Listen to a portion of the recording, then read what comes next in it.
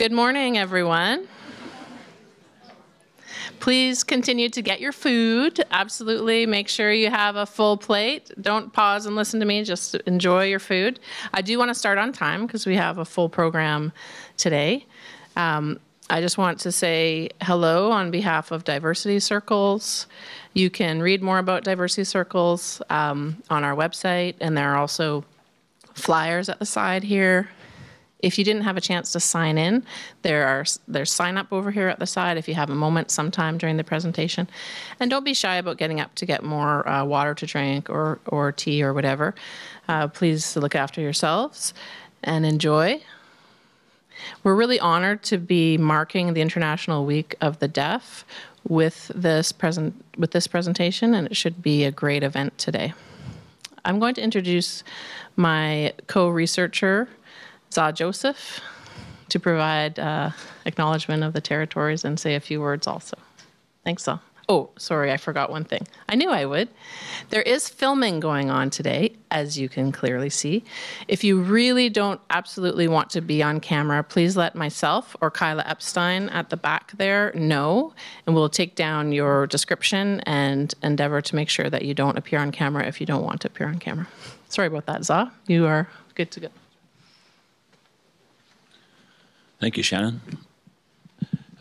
So yeah, as a guest, I'm a Carrier First Nations member. I'm actually technically a guest of the Coast Salish people, and those are the Musqueam, Squamish, and Tsleil-Waututh. So I would like to acknowledge the territory of the unceded Coast Salish people today and recognize that we're looking at and working on those lands.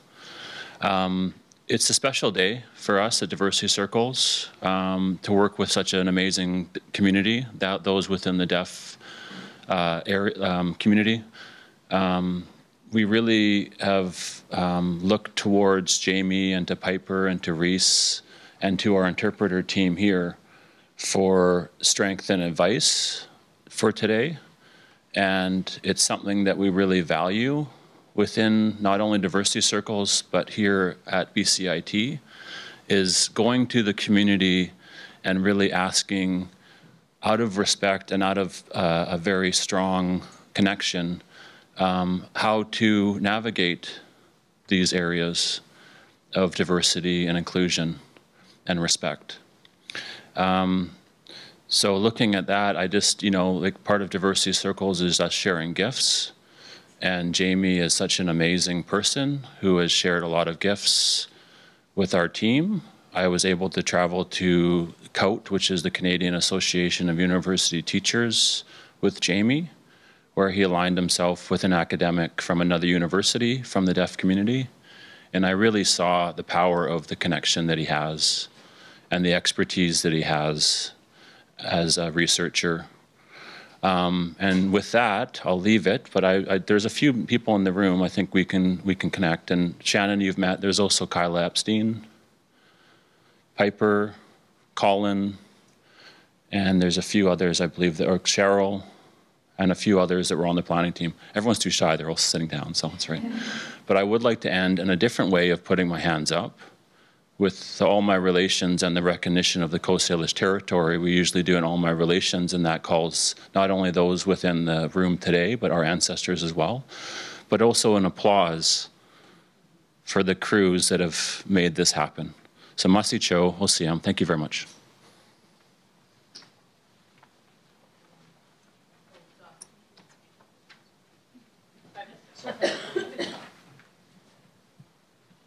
I think I will sign for myself.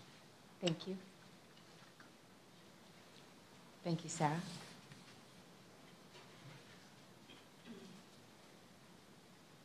Hello, everyone. I am so inspired and honored to be here to introduce today's speakers, Jamie Finley and Kirsten Hagamone.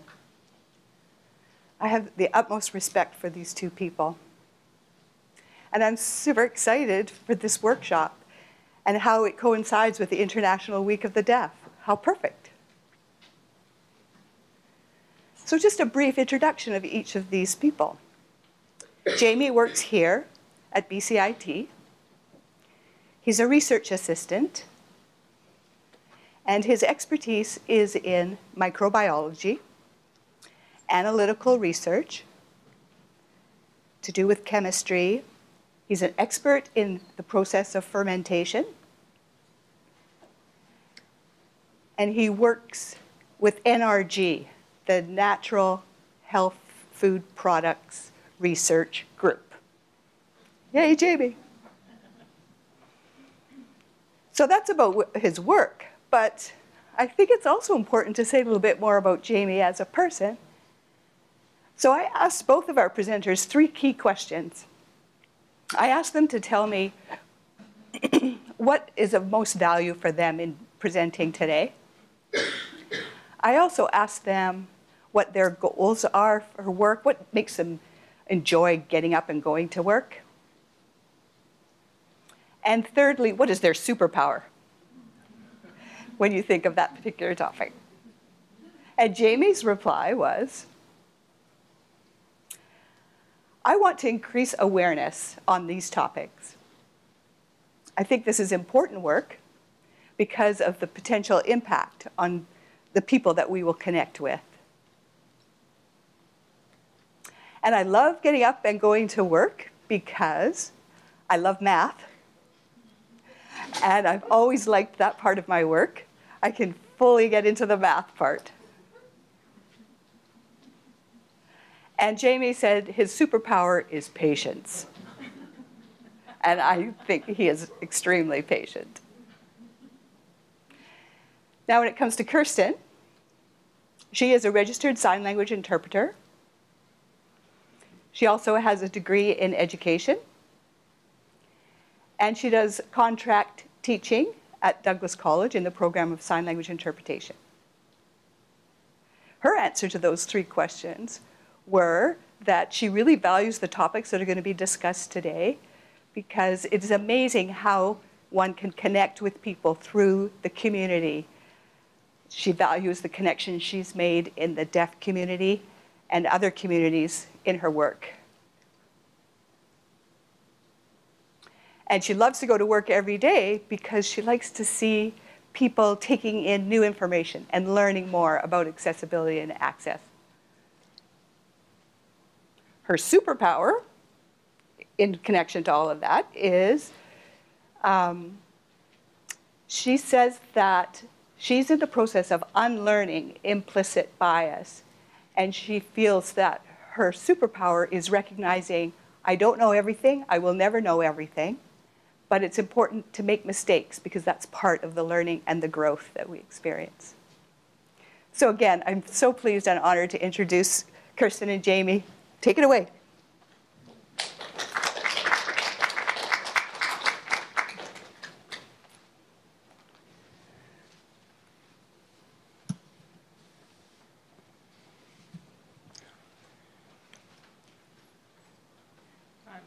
Okay. I'm just going to speak for a moment, and then I'm going to switch languages. I just wanted to say, before I say that, thank you so much, Piper, for that lovely introduction. I really appreciate you. So yes, I am a hearing person. My first language is English. I'm bilingual. I've been so lucky to be able to learn ASL from our local deaf community, but for this presentation, I'm going to be signing, so it might be the last time I'm using the microphone.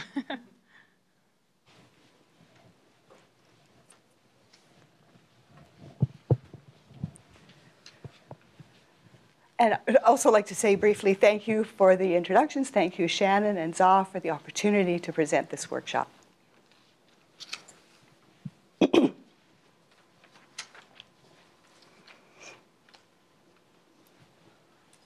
So, to begin, we're not going to start with Jamie and I presenting. We're going to start by showing you a wonderful little video. It was made by a local group of deaf children and youth at a summer camp.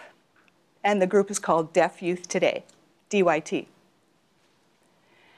And they are using the hashtag #WhyISign, and each person is explaining that importance to them. And that hashtag got out into the social media circles in 2016, and many people were making short videos and contributing online to answering the question, why I sign. So this particular video is a montage of the local DYT group. So I hope you'll enjoy this video. Oh, before, I should just add, there are English subtitles, captions, but we've asked the interpreter to voice them because it goes very quickly, and we think you'll get more out of it. But please be patient with the interpreter trying to keep up. We're grateful to Sarah for trying.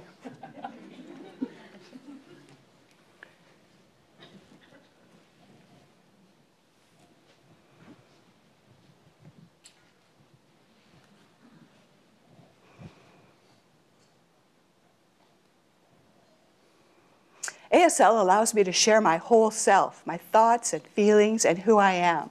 Clear communication is vital. When I sign, I can fully express myself. I sign because my parents are deaf, so we don't need to sign and talk at the same time. And when I use ASL, my mom understands me best. I'm deaf, so when I sign, I can understand better. I can talk, but sometimes I can't understand. So sign language really helps me. My first experience to language was ASL. I've been signing my entire life, and that's become the foundation of my identity. Without ASL, my identity would be lost. I am capable of communicating. I can communicate better. ASL is a beautiful language, and the more I use it, the more beautiful I think it is. I can communicate. When deaf kids get together, and we're all deaf, we make so many friends. I sign because ASL is my language. We can communicate. ASL makes me feel connected with my community, and that's amazing. Because I can have full access. Because I believe that access to communication should be for everyone. It makes communication easier. I sign because I understand people better, because when they speak to me, I miss a lot. It's fun to use ASL. ASL is best for me. When I was growing up, I used ASL and took speech classes, but I was always more drawn to ASL because it felt comfortable and natural to me, like I had no limits to express myself. And because it's such a rich experience, I think the written English word can never compare. I'm hearing, my mom is deaf, and my dad is hearing. Because of that experience, I carry both worlds within me. With ASL, you could tell a whole story with your body movements and facial expressions. You can share things you can't possibly say in English. Like what I just did. No interpretation. No words. Knowing how to sign means that you can communicate. ASL lets me chat and have fun and hang out with other kids. My family is deaf, so ASL is my first language. It helps me understand better. ASL is such a rich language. Using ASL is fun. I can chat with all my friends. ASL is the language I use to communicate myself to others, which then allows me to gain access to a world of understanding. And that makes me feel human, and that is a human right. When I meet people who don't know how to sign, communication can be hard. Using ASL is better. Then I can fully understand everything. When my older brother was born deaf, my family started learning ASL. So when I was born, that quickly became part of my experience too. I still sign because it's vital for me to have that connection. It makes me who I am. I sign because if I couldn't, I wouldn't be able to contribute to a beautiful organization like the DYT. Now, I also sign to share and expose ASL to our campers because they are our future.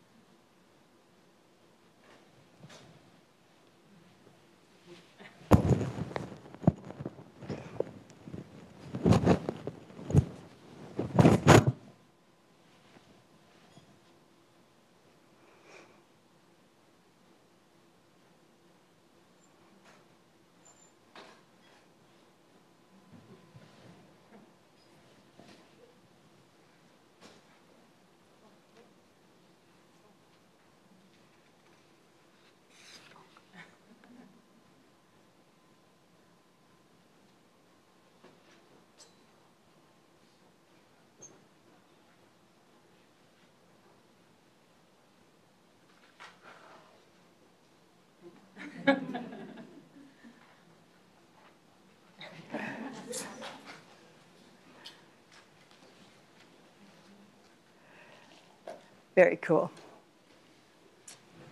I love watching that video. I think it's so neat.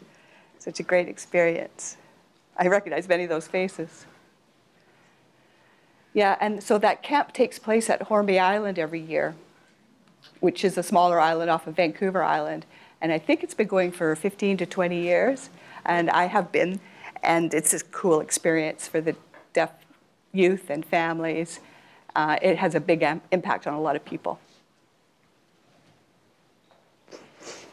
So maybe you've noticed already some themes that came up in the comments that people in the video made about why they sign. They talked about communication. They talked about connection. They talked about self-expression and identity, feeling involved, included, and able to engage and relate, all of which is so awesome. So now we have an activity for all of you to do. And of course, the theme for our presentation is 2 views.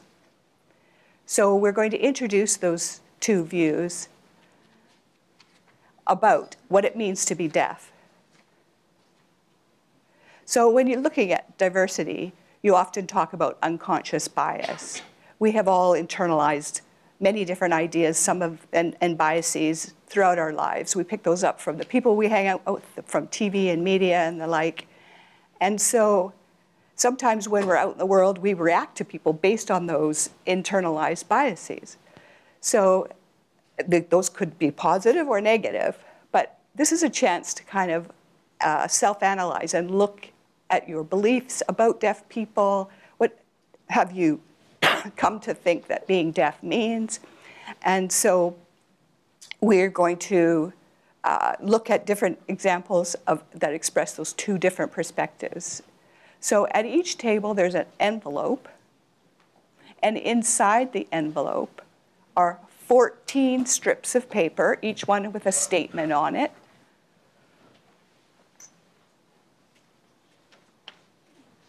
So altogether, the 14 statements match in 7 pairs. So you look at what each strip of paper says about what it means to be deaf. It expresses a certain belief or a certain perspective. So you should be able to figure out that on the 14 pieces of paper, there are 7 pieces that express one view and 7 strips of paper that express a kind of an opposing view. And then they match up too. So see if you can match them up so that you would end up with 7 that have a certain perspective and 7 that have a different perspective. And you also figured out how they go together in pairs. So spend some time trying to figure that out with the people at your table. Okay, everybody, I think we're going to carry on. If I can get everybody's attention. Hello, hello. Time's up. Sorry, this isn't for marks. You're not getting graded, don't worry. This isn't for grades, you're good.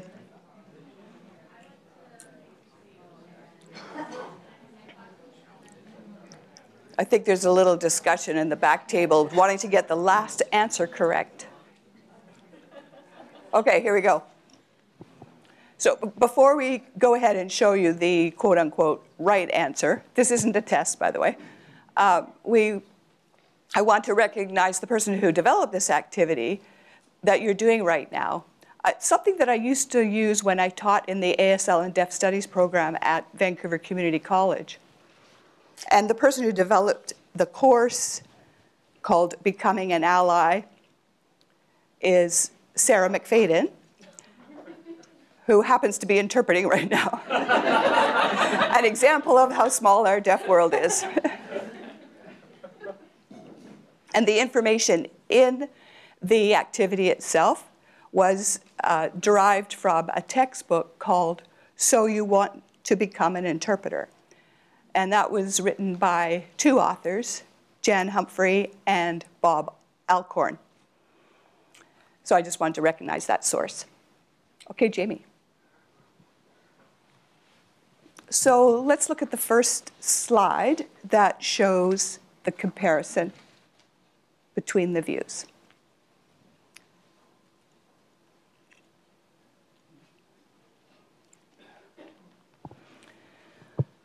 So we're going to proceed with the right-hand side of the slides showing a cultural view and the left-hand side a pathological view.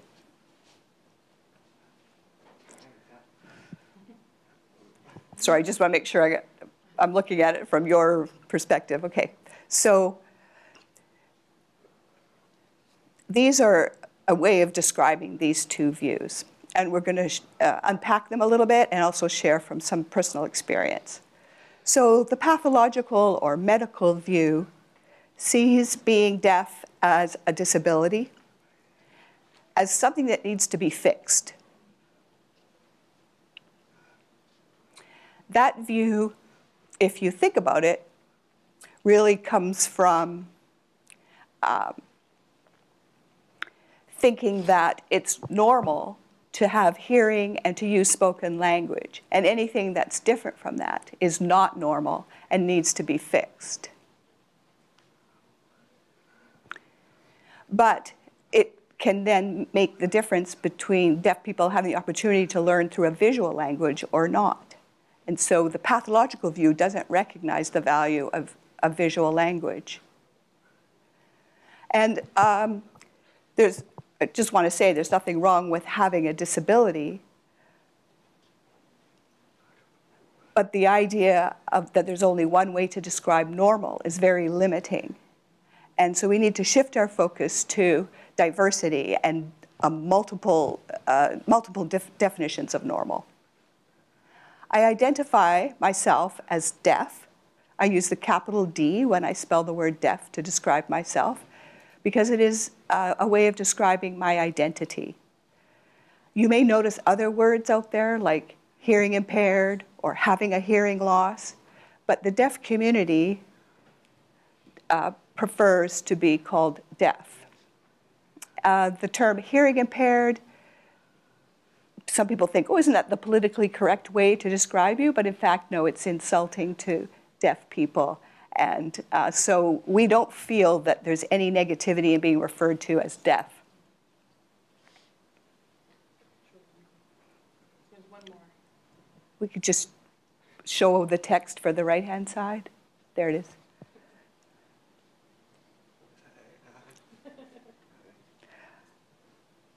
Okay, so I'm going to turn it over to Kirsten. Right, so we can now go to the next slide.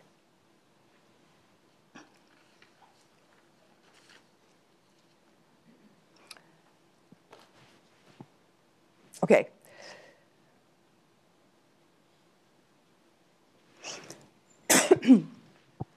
So the pathological view really focuses on physical hearing. They see being deaf as experiencing a sensory deficit, and they get focused on finding exactly what the problem is and how can we eliminate that problem. They spend a lot of time trying to classify hearing loss into different levels, and they will advise people that, oh, you're really going to struggle. It's going to be hard for you to manage and hard for you to hear. And some programs have been established specifically to try to help deaf people to hear better, because they're coming from a pathological perspective and believe that professionals should be really informed about audiology and technology for amplification and speech and language therapy and training and all those kinds of focuses. And a lot of money goes into developing technologies like hearing aids, cochlear implants, which is a kind of surgery to try to increase the ability of an ear to hear. And so it seems that the goal is to try to support a deaf person to become more hearing, to become more like a hearing person. But the cultural view says that deaf people are part of a group that share a language and cultural values. And, you know, every day I check social media and websites, and I hang out with deaf people who are the same as me. I'm a member of organizations for deaf people, volunteer with different sports activities and advocacy groups, youth groups that all comprise the deaf community. As a hearing person, I didn't know anything about the deaf community until when I was about 25, I became interested in learning ASL. And I had never actually met a deaf person. And I would say that I didn't realize what it means to be a hearing person until I started meeting deaf people and took a closer look at it. And when I worked with deaf kids and met deaf kids, it makes me become excited to see their potential and how they might become anything they want to be. Artists, like my friend Zoe, medical doctors like Jessica, who's deaf, leaders in the community and teachers of ASL like Mari. And so it's a very different perspective, the cultural one, when compared to the pathological view.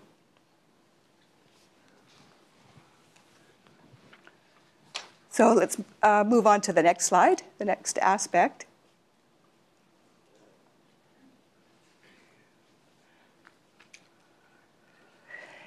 There's a very long history to this. So I'll try not to take too much time on it, but you could think of 4 key points. There's lip reading. There's oralism, there's total communication, and there's mainstreaming. These are terms that you may encounter. So people talk about lip reading. Deaf people will tell you it's a very difficult task. It's a source of a lot of frustration. Oralism is the approach of teaching deaf people to use spoken language only and not to use sign language. Total communication is an educational philosophy that really was popular in the 1980s and supported speaking and signing at the same time. And I was actually a young student in school when that approach was most popular, and that has continued to be kind of ingrained in me. So that idea that you can combine English and ASL. It's taken me quite a lot of work to try to divorce myself from that. And often when you try to combine English with ASL, you just can't make good sense. So total communication is not ideal. And then the 4th one I mentioned was mainstreaming. That's the concept of having a deaf child, a deaf student placed in an educational setting where they're with other non-deaf students. And the last 3 that I mentioned typically rely a lot on technology, hearing aids, cochlear implants. But of course, when that becomes first and foremost, the technology becomes the focus and people forget about language itself. And the research has shown how language deprivation syndrome is actually a real and terrible thing. So people have been denied the opportunity to really develop accessible language and end up deprived of language. I want to talk briefly about mainstreaming because that's happening a lot right now. It's a popular concept. People talk about inclusion, the inclusion philosophy, which sounds nice. Let's include everybody, put them all together. And I was mainstreamed as a young student. But I have to say, it can be frustrating. If you're the only deaf student surrounded by hearing students, you might have an interpreter there, but it's still very isolating. Now, there is something in BC called the Provincial Resource Program, or there was a resource program at the school that I attended. So there was at least a few of us deaf students who went to the same school, and I could hang around with them and make friends, and they were my peer group. But often mainstreaming means only one deaf child in the whole school, and that's extremely isolating. So what is the best environment? I believe it's a deaf school. It's a school where all the students are using visual language, are using ASL, as are their teachers, and there's the opportunity for students to have access to everything that's being talked about around them so they can acquire language naturally. And it doesn't rely on technology and being able to hear better. And then the last thing I want to say on this is that it seems that there's a critical mass, a minimum number for deaf children to experience that sense of peers and community and access to language. And that's, I would say, like 8 to 10 deaf kids in the same educational program. Otherwise, it's a big struggle and a very isolating experience. So that's what I would say about that slide. I don't know if any of you have heard the term language deprivation before. Anybody? I don't think many hearing people experience that. Maybe a very few. Maybe some extreme stories you might have seen, like on YouTube, like a child who was raised by wolves, for example. It's very rare stories and experiences where a child grew up without any accessible language around them. Unfortunately, for deaf people, it is not rare.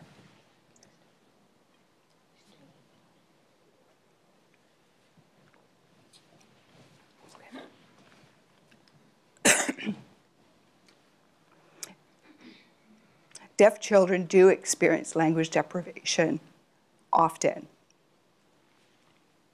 It seems like a lot of hearing people have a built-in resistance to sign language. It's becoming more popular in a sense. You see lots of videos on YouTube and Facebook, but the medical professionals, audiologists, speech and language therapists, they still very strongly influence families with deaf children not to use sign language.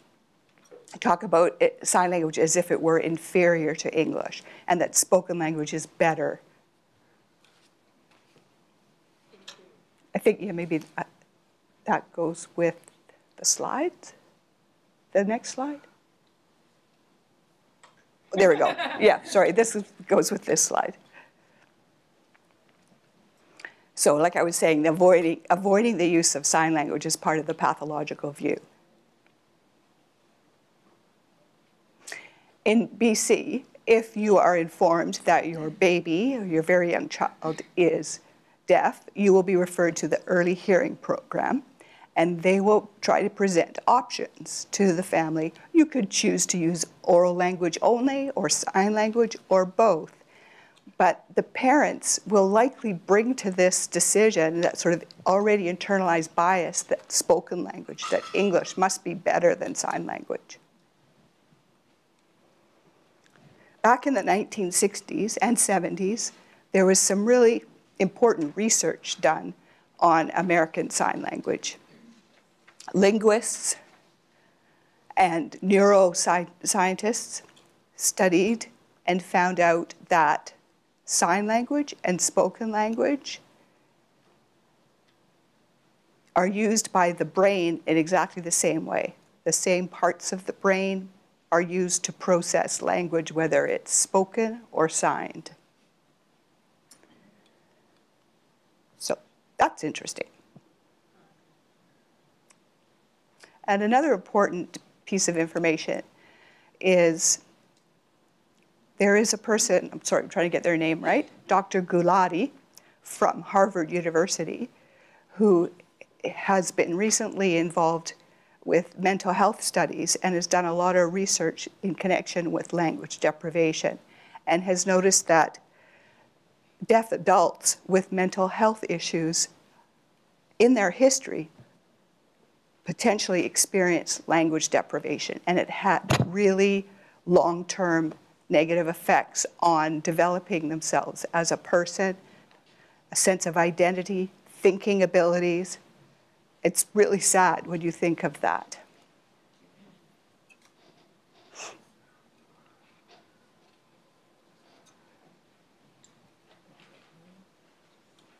Oh, right, and also, I wanted to say, I just went to a conference in Alabama that focused on interpreting in mental health settings, and there was a psychologist there with lots of years of experience working with deaf clients, and who had also done lots of research.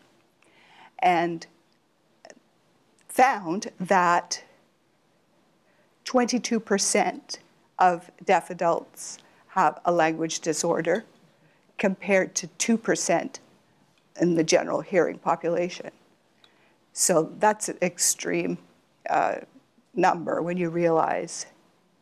So imagine a deaf child who is born with a brain ready to acquire and develop language, but isn't given that opportunity because they're not presented with accessible language.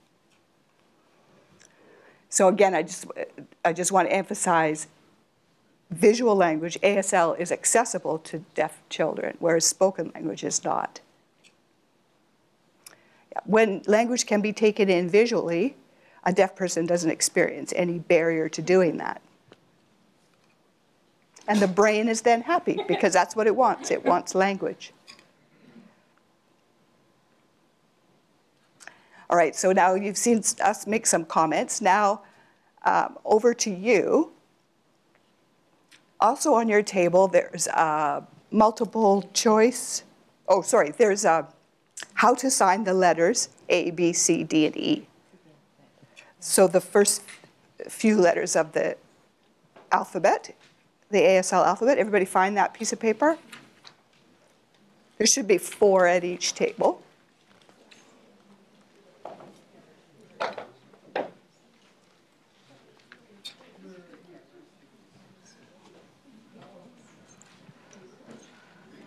So you don't have to learn the entire alphabet for this next part, but we'd like to see you try to do the first 5 letters, A, B, C, D, and E. Because what we're going to do is ask you to show your answer. So look up at the front, and we'll demonstrate those letters. And then once you practice them a little bit, we're going to ask you to use those letters to show the answer to our multiple choice questions by holding up your hand shape in either an A, a B, a C, a D, or an E. Okay, here we go. A. Everybody do an A. Doesn't matter if you're right-handed or left-handed, use whichever hand you prefer. That's A. And then B.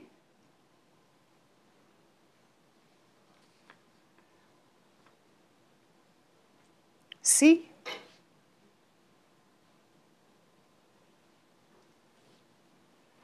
And this is a hard one, D. Make sure you get the right finger up. See the shape of it?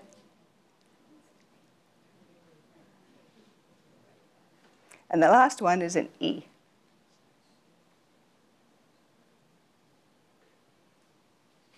Great. Are you ready? I can't quite figure out the G. Could you just do the G? This is G.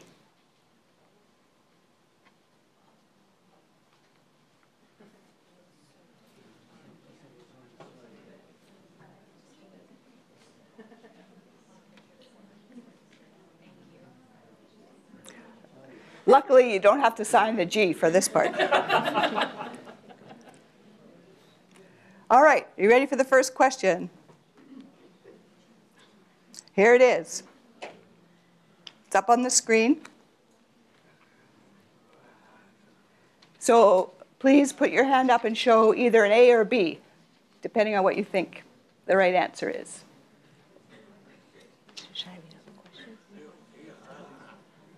I want everybody to have a hand up, show either an A or a B, make a choice.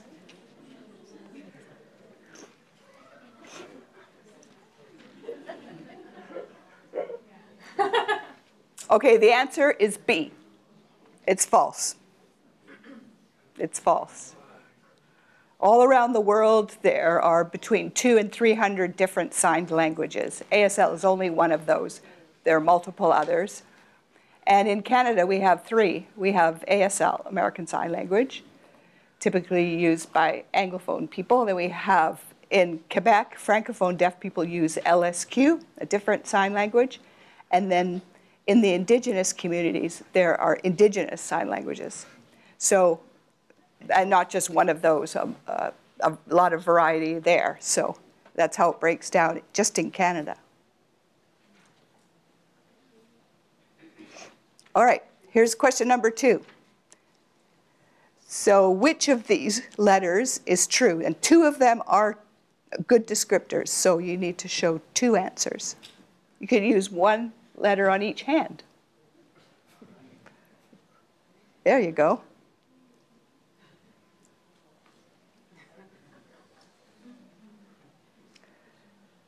I can see some people trying to figure out how to get the right answer, like how to be ambiguous with the hand shape. You can't do that. Okay, so A is not correct. ASL is not a visual form of English. It is a completely different language. It has different grammar. It has different sentence structure, word order. It is not English. B is not correct. ASL is not mime. Mime is the use of gestures. ASL is much more than that. C is correct. C is one of the correct answers because ASL can express any ideas, including abstract ones, not just tangible things in our environment, but you could talk about any abstract idea in ASL. D is also incorrect, and E is correct because, well, one key difference between English and ASL, you could say, is the modality. Because English is spoken, comes out of your mouth, 1 word at a time, whereas ASL is visual, and it uses 3D space, which is one reason why it's impossible to actually speak English and sign ASL at the same time. You can speak English, and your hands could be doing some signs, but that's not ASL. You've lost the ASL grammar, and a lot of the meaning and information would be lost if your hands were just trying to sign along with an English sentence. All right, so the next question. Let's see your answer up in the air.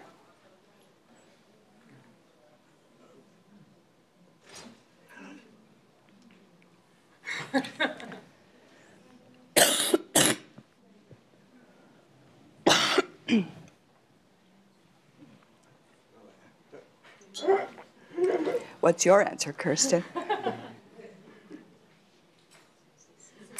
A. A is the correct answer. So when you think about what the face and head movements and eyes do in ASL, often if you're not a user of ASL and you're watching somebody using ASL, you might think, oh, they're very emotional right now. They look really angry. And people think all that facial expression is emotive, but that's not true. It's grammatical. So something to keep in mind. If you're watching somebody using sign language, it's a complete language, and you can't just see emotions in the expressions.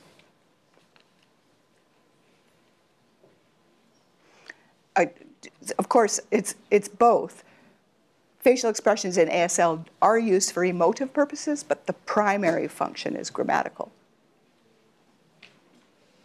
Here's question number 4. Which asks you, historically, which of these languages is ASL related to? A, B, C, or D? Let's see your answer. Don't be shy, just try. Just pick one. Give it a go. There's no points, there's no grade.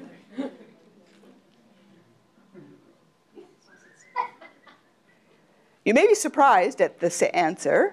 It's not A. It's not British Sign Language.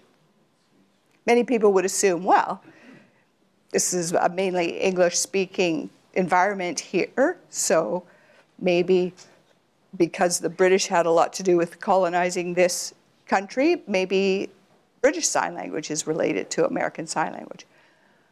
But, well, and we also have to recognize that Indigenous people did and do have sign languages, but unfortunately there's not a whole lot of knowledge about that, and a lot of the historical record has been lost, but people are doing research about that. But the people who came to North America and established schools for the deaf, at the beginning, those were people from France. And they brought with them French Sign Language, and that had a big influence on ASL. So now if you compare present-day French Sign Language that they use in France and American Sign Language, there is about a 40% overlap in the vocabulary, what the signs look like. Oh, and then Jamie was just asking me to mention a little bit about LSQ, La Langue des Signes Québécoise. LSQ also has ties to French Sign Language, because the first school for the deaf in a Francophone community was in Quebec, and it was run by Catholic nuns and priests, and they originated from France, and so they brought some knowledge of French Sign Language, and that had a big influence on LSQ. That's something that I didn't know. That wasn't taught to me as a deaf student, and that's part of deaf history that I didn't know for a long time, which is unfortunate. So as we said, there's ASL and LSQ and other languages.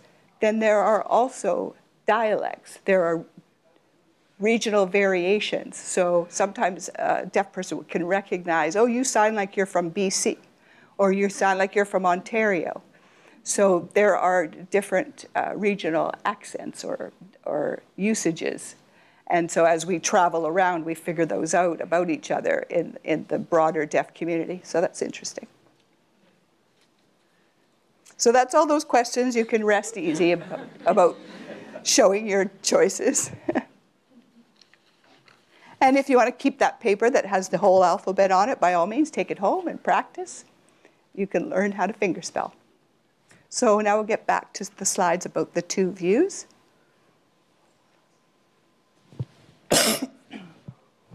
This one is about the perception of role models. Who are the ideal role models?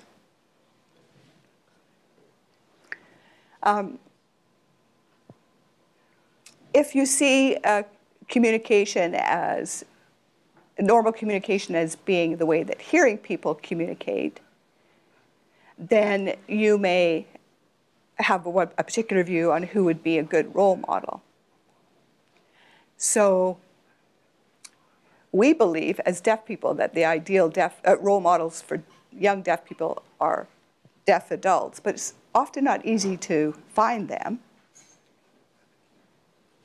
And I really believe this is true, that they are the best role models because they have the knowledge about the history of the community, and there are deaf seniors in our community that share things that I learn from all the time, like just an example of bits of information that I didn't learn from other people, I can learn from older deaf people. But the pathological view would say, and what has typically happened is that role models who are deaf aren't presented to families with young deaf children, and that also wasn't part of my history. And it isn't common in the community, which is unfortunate. Okay, let's look at the next slide, please.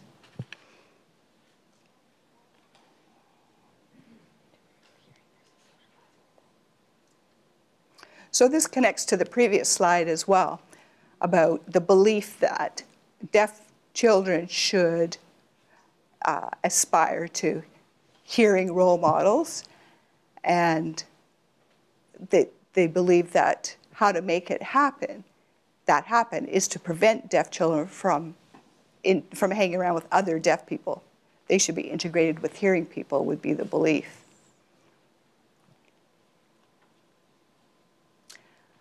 And so if you were resistant to exposing a deaf child to learning to sign, then how would they be able to meet other deaf people and connect with other deaf people and become more aware of who they are as a deaf person. They need role models that they can model their own identity after and aspire to be like, etc. So in the 1980s, well, in the 1880s, sorry, you're familiar with the person, Alexander Graham Bell. I'm sure you've heard his name. The inventor of the telephone. He's famous for that.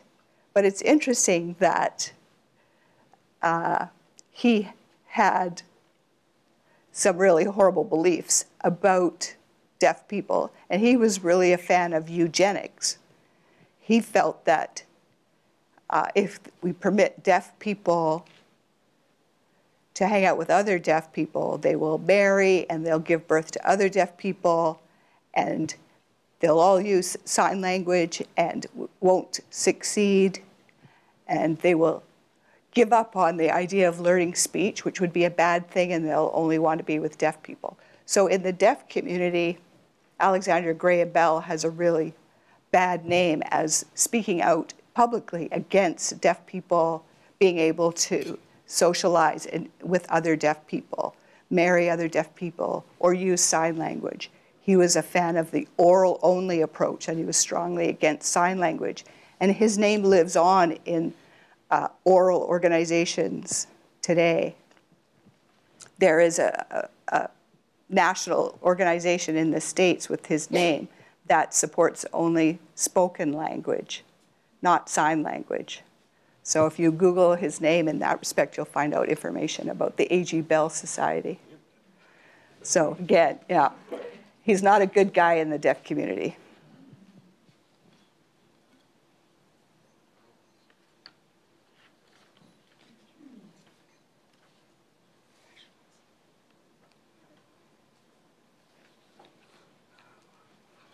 So this one focuses on professional people and how they should be trained. If they're aiming to get master's or doctor's degrees, where should their focus be? And I think that in that whole sector, the cultural view is really missing. So if you think about speech therapists and teachers, they have not espoused the cultural view. They haven't been taught it, they haven't been exposed to it in their education, and they're simply unaware of it often. And a good example of that is if you're born here in BC, there's universal newborn hearing screening now. And if the test shows that you are deaf or hard of hearing, you will be labeled as having a hearing loss. And that will be presented to the parents. And there haven't had any deaf people consulted in establishing what is the message that parents get when their baby is first diagnosed. And that's where bias comes in, because professionals don't realize, they think they're doing the best thing, but even in the terminology they use, they could be damaging. Another example is in school, when I saw for myself, but also other deaf students have shared their experiences, that the intake process would not have any cultural sensitivity. There would be misunderstandings and things that the people at the institution wouldn't realize about where the best placement for a deaf child might be. Oh, so you're talking about college, at post-secondary level. Yes. I think that post-secondary students have to have a lot of patience if they're deaf or hard of hearing when applying or trying to communicate at an educational institution, because there's not people working there who have had exposure to the cultural view or have had the training or background.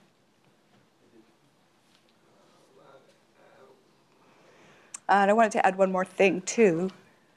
The diagnosis of hearing loss, the people who do that,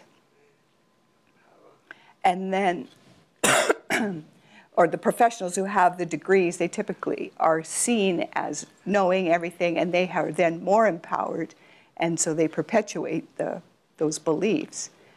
And I think we need to look at that power. Is that correct? How can we change that? How can we shift the professionals to take on a different path and expand their view, and so not devalue the cultural view? That's something I don't see happening. I believe that this is really dangerous when the medical view and its bias seeps into and links with Audism. And the next slide uses that term. Here are some definitions of the word Audism, how a few different people have explained it. It's not a brand new concept. It's been around since about 1975, that term. So we'll just give you a moment to read this slide. So then I want to call your attention to the last part of the slide, and the word ally, defined as a person who's not a member of a particular group, but who supports that group. And I want to talk about three things that an ally does. For example, if you're hosting an event, please, for example, here at BCIT, if you're hosting an event, please on the website say that you have booked interpreters or will provide interpreters, or that if you need interpreters, let us know by a certain deadline. And for example, the diversity circles are good at doing this, and you can check that website for an example.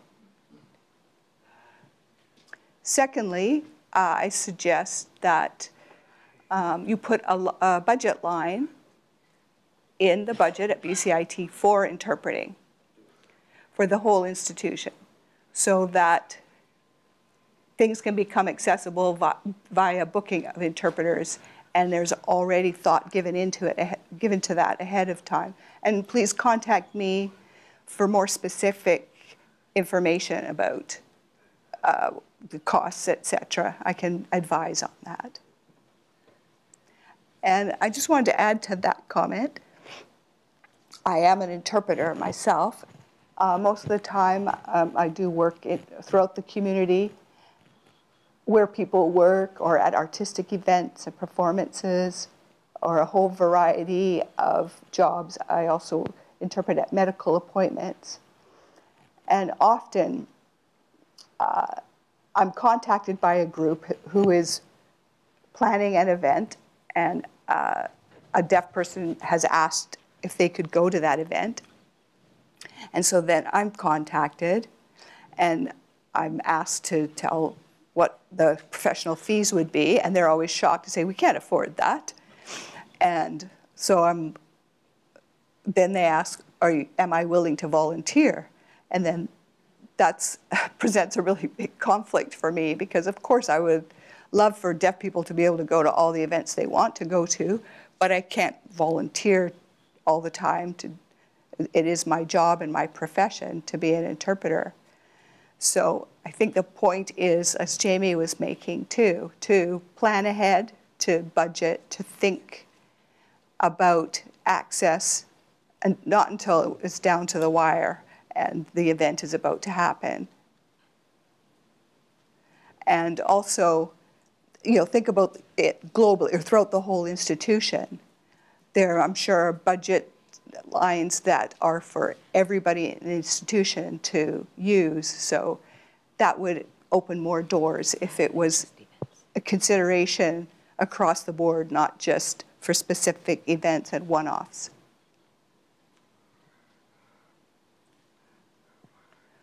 And then the third point I want to make is to do with training. I do see that some departments at BCIT teach students who are going out there in their future careers, or I would like to see them, get training about encountering people who are in the deaf community and how they can take an ally stance. So I think the curriculum that is taught here at BCIT could include a focus on unconscious bias and the theme of Audism and how to reduce those, because that is currently not happening. And I think some departments do have direct connections with deaf students, but my goal would like to be to see more allies produced and have it embedded into the curriculum throughout BCIT, so that when students go out and work with deaf people, they are ready to do that with the right approach.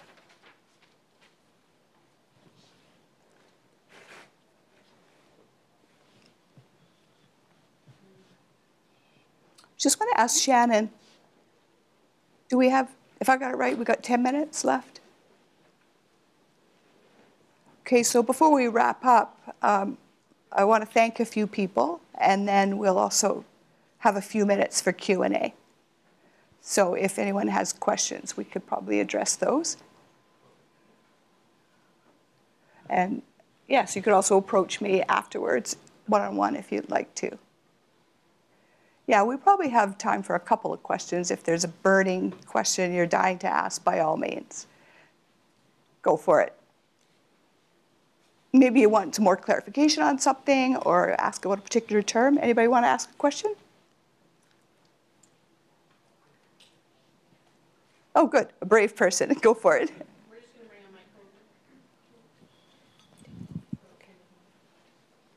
Trina, next.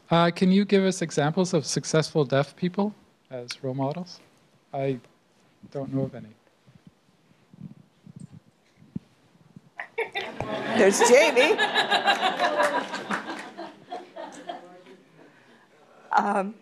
There are many. I would say, firstly, my sister. My sister is deaf. You saw her briefly in the Why I Sign video involved with the DYT program.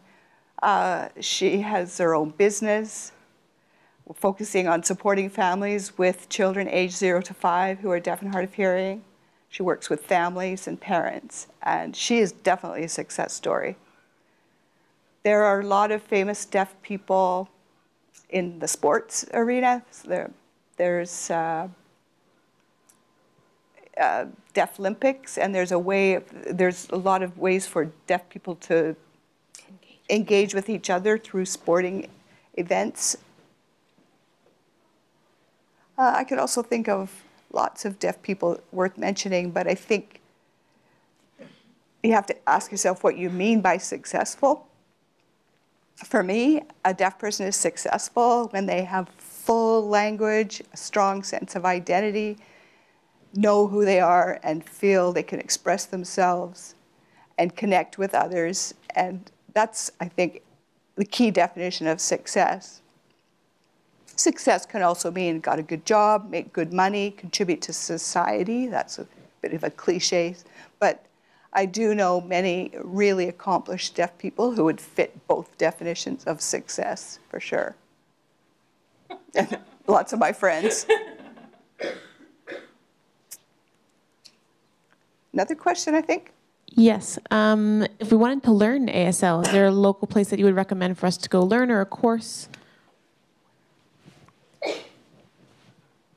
That's a good question. On the table, there is a form that has a list of resources, and so you can see they're categorized a little bit. So there's some ideas there, depending on where you live. There might be night classes available near where you live. So that would answer your question, I think.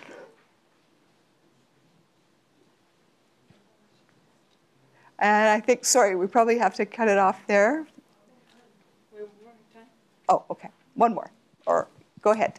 Hi, I'm Trisha. I'm with Accessibility Services, and I have a question around mainstreaming and supporting students whom have been schooled in like in a deaf school for high school, and then are transitioning to post-secondary.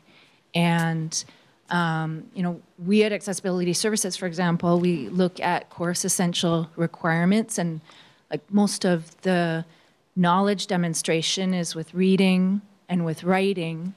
And I'm just wondering about supporting instructors to evaluate deaf students in their reading and written expression if they don't communicate in the same way, or are they taught to communicate with reading and writing in English in the same way as the other typical students? Question, sorry. Very big. It is big. Yeah, it's a huge question because it depends on so many things. Where did the student go to school? Their sense of identity, their language use. I think if I could attempt my best answer, I would suggest maybe contact Gallaudet University. I don't know of a particular name right now, but you could talk to people at Gallaudet University, which is a university that uses ASL and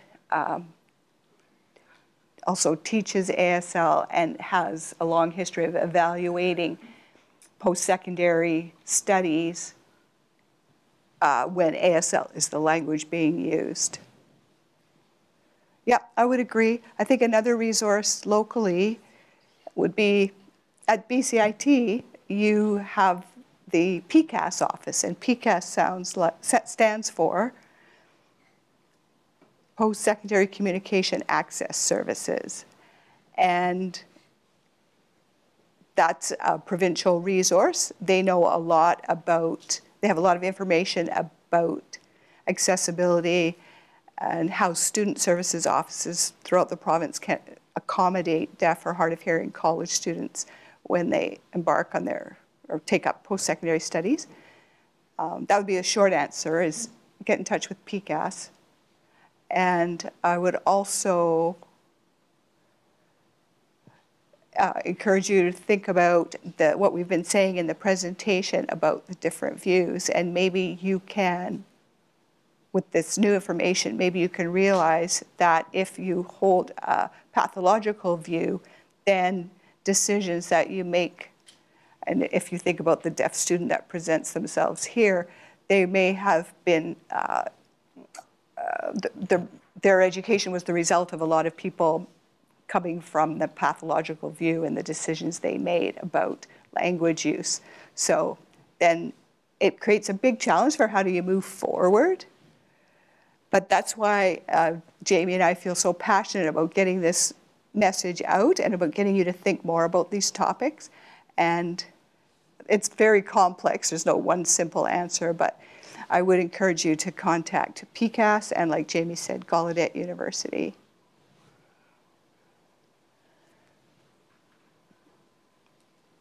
And I was a BCIT student, and at that time it wasn't called Accessibility Services, it was called DRC, Disability Resource Center. So I have some of that experience in my past about trying to go through the intake process, but I just think there isn't enough system-wide understanding of the changes that need to happen. So I think, you know, it's up to the deaf student to kind of make their way as opposed to the system making it, paving the way for them.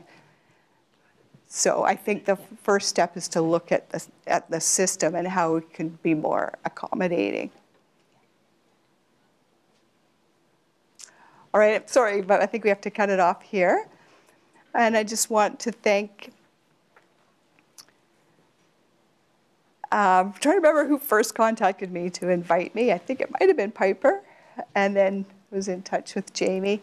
Yeah, it started with Piper. So I feel very involved very honored to be involved with this, and I look forward to the work of the diversity circles.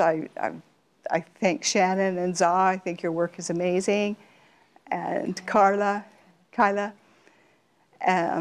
Thank you, Sarah and Piper, for interpreting today. It's been great. And I would thank the same people, and also thanks to my department, as well as diversity circles.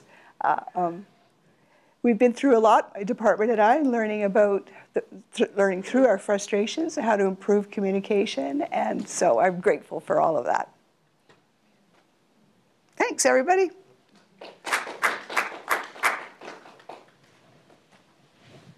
Thank you so much. Thanks, Sarah. Thank you so much, Jamie and Kirsten.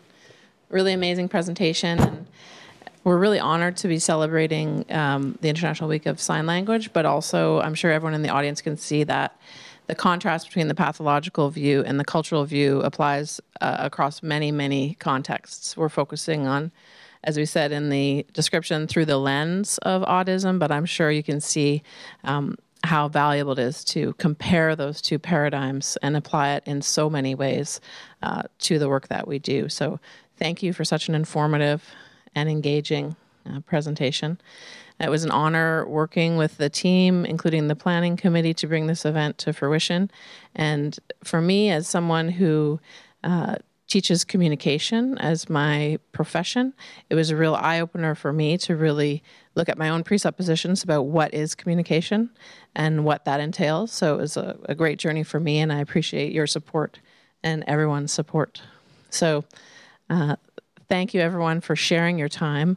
We are happy to be finishing a few minutes early, so you can get seconds if you want seconds. You can approach the presenters, remembering that American Sign Language will be involved.